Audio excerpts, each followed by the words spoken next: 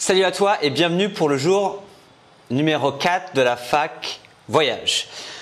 Alors aujourd'hui, on va répondre à une seule question, mais c'est une question vraiment importante et j'ai envie de prendre le temps en fait de vraiment vous expliquer les choses en détail.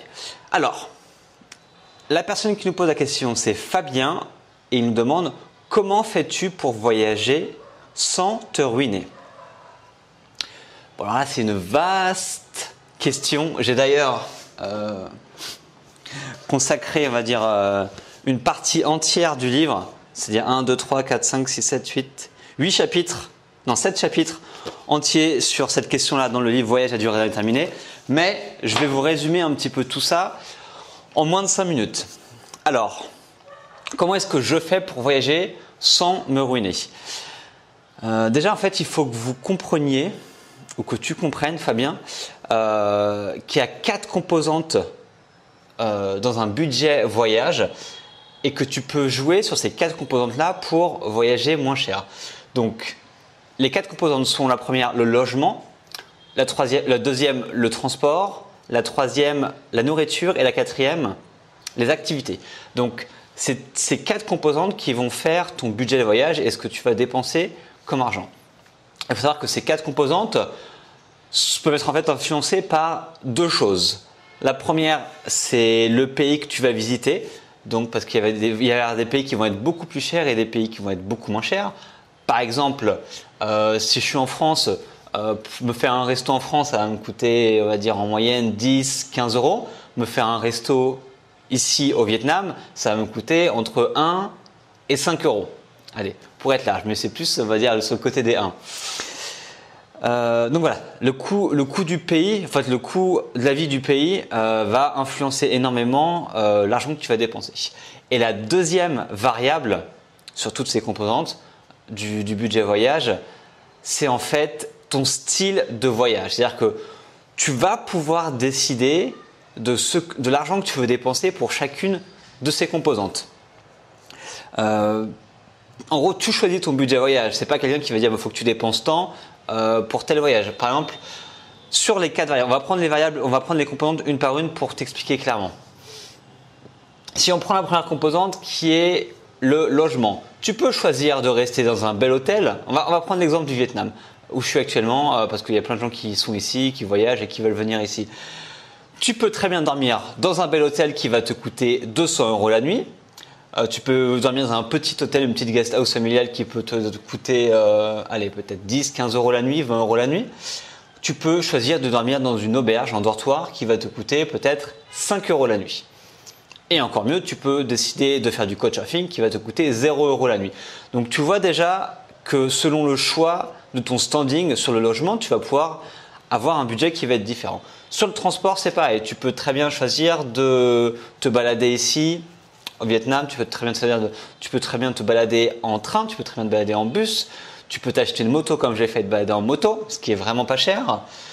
Tu peux faire du stop. Je sais pas si le stop ça marche très bien ici, mais tu peux très bien le faire. Donc du coup, là encore, tu vas pouvoir choisir quel budget tu veux dépenser pour te déplacer. Pour la nourriture, c'est pareil, tu peux très bien tous les jours aller. Moi, je mange, on va dire tous les jours.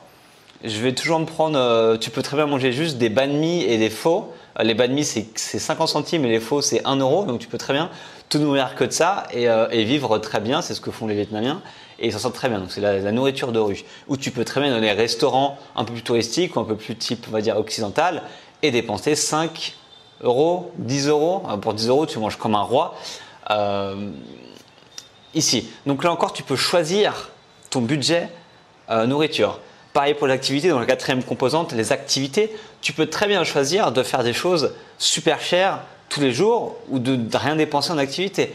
Par exemple, tu peux très bien choisir d'aller tous les jours aller dans des musées, enfin si tu es dans des endroits où il y a des musées, d'aller faire des activités qui vont te coûter cher. Donc je sais pas, ça peut être par exemple aller louer, si tous les jours tu vas aller louer une planche de surf pour aller surfer, voilà, ça va te coûter cher au bout d'un moment. Si tu veux... qu'est-ce qu'il y a à faire? Moi, je dépense rien en activité, donc du coup, je sais même pas ce qu'il y a à faire ici. Si tu veux, par exemple, prendre un guide pour faire des randos, voilà, ça c'est un truc qui c'est pas mal ici. Si tu veux prendre un guide pour faire des randonnées ou aller faire des visites, on va dire, dans des endroits naturels, dans des réserves, etc., ça va te coûter de l'argent. Donc, ou tu peux choisir de faire les choses qui coûtent 0 € ou que tu peux faire en fait par toi-même. C'est-à-dire qu'au lieu de prendre un guide pour aller faire une rando, tu regardes sur internet le chemin, tu regardes la carte et puis tu y vas par tes propres moyens et tu te fais la rando toi-même. Donc ce qu'il faut savoir, c'est que tu peux choisir l'argent que tu dépenses pour toutes ces composantes et tu peux en fait choisir de dépenser le moins possible ou de dépenser le plus possible. Et donc comment moi je fais pour voyager sans me ruiner? Première chose, je vais dans des pays où le coût de la vie il est pas cher. Là, je suis au Vietnam actuellement. Tu peux dépenser 500 € par mois et être très bien. Donc vraiment 500 € et tu peux être très bien et tu peux voyager, tu peux faire plein de choses et t'éclater. Par exemple, l'année dernière, j'ai vécu en Roumanie pendant 6 mois. C'est pareil, en Roumanie, c'est un coût de la vie super faible et tu peux y vivre, tu peux voyager là-bas pour vraiment pas très cher. Avant ça, enfin, si tu veux, je peux te faire un détail, mais moi, j'ai passé beaucoup de temps en Amérique latine, par exemple. Donc, je passais en Colombie, en Équateur, au Brésil. Et c'est pareil, là-bas, il y a vraiment moyen de dépenser pas énormément d'argent. Et comment je fais? Donc, je choisis des pays où le coût de la vie est pas cher. Et deuxièmement, je voyage de façon économique. C'est-à-dire que là, par exemple, je suis au Vietnam. Là, je viens de me prendre cet appartement. Cet appartement, il me coûte 350 € par mois. Ce qui fait, j'ai calculé, ce qui fait 11,6 € par jour. En gros, 11,6 € par jour, c'est pas énorme. En sachant que parfois, avant, en fait, je bougeais en fait tous les jours d'endroit et je restais dans des petits hôtels, des petites guest houses qui me coûtaient entre 6 € et 15, 20 € la nuit. Donc tu vois, là, je suis posé, j'ai un bel appart, ça me coûte 11,6 € par jour. Donc voilà, moi pour l'hébergement, pour le transport, c'est simple, j'ai acheté une moto qui m'a coûté 250 €. Et donc du coup je l'ai acheté et ce que je paye c'est l'essence. Donc je fais un plein, allez, toutes les 2 semaines, toutes les semaines ça va dépendre si je me déplace ou pas. Donc j'ai compté en fait ma moto. Si je fais un voyage au Vietnam pendant 3 mois et que j'avais acheté une moto à la base, en fait la moto me reviendrait à 2,7 € par jour. Si je la revends, c'est-à-dire que si j'achète la moto au début de mon trip, je voyage pendant 3 mois et après je l'abandonne ou je la donne à quelqu'un, cette moto m'aura coûté 2,7 € par jour. Et si je mets un plein par semaine, 0,5. Donc en gros, ça me coûte 3,5 € par jour. Donc ce qui est vraiment pas énorme. Ensuite, la nourriture, comme je le dis ici, allez, tu peux prévoir un budget de 5 € par jour. Moi, c'est ce que je fais ici. Généralement, je fais toujours, un repas en street food, un repas dans un petit resto pas cher. Donc généralement, un repas en street food qui va me coûter entre 50 centimes et 1 €.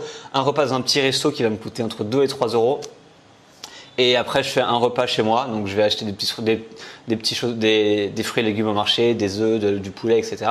Et je me fais un repas ici. Donc en gros, j'en ai à peu près pour 5 € par jour. Et les activités, je fais quasiment rien. Je fais les choses gratuitement.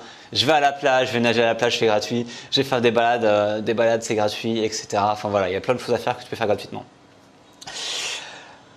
Je crois que c'est tout. Et ce que je voulais vraiment insister, c'est que tu peux choisir ton budget. Et c'est ça en fait, ton voyage, tu as 2 manières de le définir, ton budget. C'est soit tu as un budget fixe et après tu choisis ton voyage. Donc si tu as 2000 €, tu choisis ton voyage, tu regardes tes billets d'avion, tu regardes où ce que tu peux aller, tu regardes ce que tu peux faire, etc. Ou soit tu choisis une destination et après tu fais ton voyage selon cette destination-là. Donc moi c'est ce que je fais, je vais dans des pays où ça coûte pas cher et je me débrouille pour dépenser le moins d'argent possible. Mais c'est à toi de choisir, c'est-à-dire que tu n'as pas à faire un voyage que les autres vont te dire combien ça coûte, ce que tu dois faire, etc. Tu peux choisir toutes les composantes et tu peux même voyager pour encore moins cher. Si tu fais que du couchsurfing pour dormir, si tu fais que du stop, si tu manges pas en street food, je veux dire, ton voyage il peut vraiment te coûter que quelques euros par jour. Tu peux aussi faire, avant de terminer, un mot sur le volontariat. Tu peux aussi faire ce qu'on appelle du volontariat ou de l'échange de services avec Helpix ou Workaway. Donc ça, c'est des sites que je te mettrai en dessous. Et donc du coup, tu travailleras, je crois que c'est 5 heures par jour, 5-6 jours par semaine. Et en échange de ce travail-là, tu auras de l'hébergement gratuit et de la nourriture gratuite. Et du coup, ça te permettra de voyager beaucoup moins cher.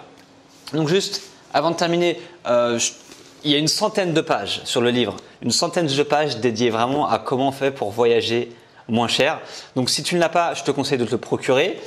Et sinon, je te mettrai quelques liens complémentaires juste en dessous. J'ai fait une interview avec justement juste sur le budget voyage. Je te mettrai quelques liens d'articles que j'ai créés là-dessus, etc.